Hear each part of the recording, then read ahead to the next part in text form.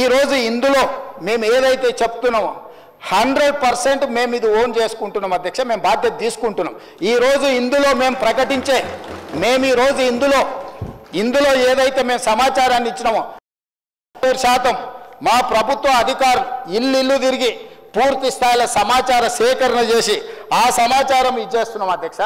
అదేవిధంగా మిత్రుడు శ్రీనివాస్ యాదవ్ గారు కూడా మాట్లాడేటప్పుడు నేను విన్నా, సరే ఇక దాని మీద పెద్ద చర్చ చేయొద్దనుకున్నా, కానీ ఇంత ఎక్స్టెన్సివ్ సమగ్ర కుటుంబ సర్వే చేస్తే మేము చేసిన ఈ ఇల్లు తిరిగి చేసుకొచ్చిన సర్వేల అధ్యక్ష పాల్గొన్న వాళ్ళ గురించి పేర్లు చెప్తా అధ్యక్ష.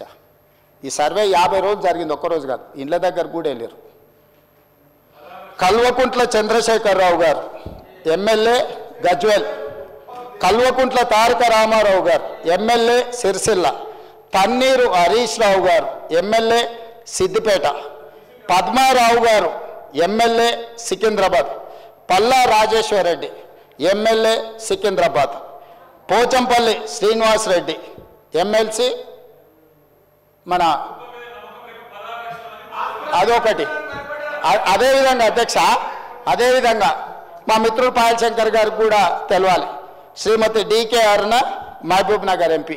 అధ్యక్ష, వీళ్ళందరూ సర్వేలో పాల్గొనకుండా నేను అడిగిన కొంత మిత్రులను అందులో ఉన్న వాళ్ళని, ఏందా సారు ప్రధాన ప్రతిపక్ష నాయకుడు, లేకపోతే వీళ్ళంతా మంత్రులు చేసారు, ఎందుకు సర్వేలో పాల్గొంటలేరంటే, అన్నా నువ్వు ఇచ్చిన సర్వేలో ఇంతకుముందే చెప్పకనే పెద్దలు శ్రీనివాస్ యాదవ్ గారు చెప్పారు ఒక మాట, మీరు ఇన్ని వివరాలు అడిగితే మా సార్ వాళ్ళు ఎట్లిస్తారని.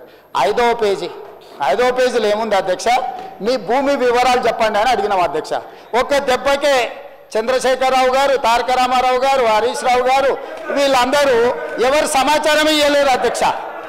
ఇప్పుడు మేము ఏం అడిగినాం అధ్యక్ష, దీంట్లో అందరూ 3,54,138 మంది సర్వేలో పాల్గొంటే ఇక్కడున్న ఎమ్మెల్యేలు మంత్రులు అందరూ వివరాలు ఇస్తే భూముల వివరాలు అడగంగానే సర్వేలో పాల్గొన్నారా అధ్యక్ష?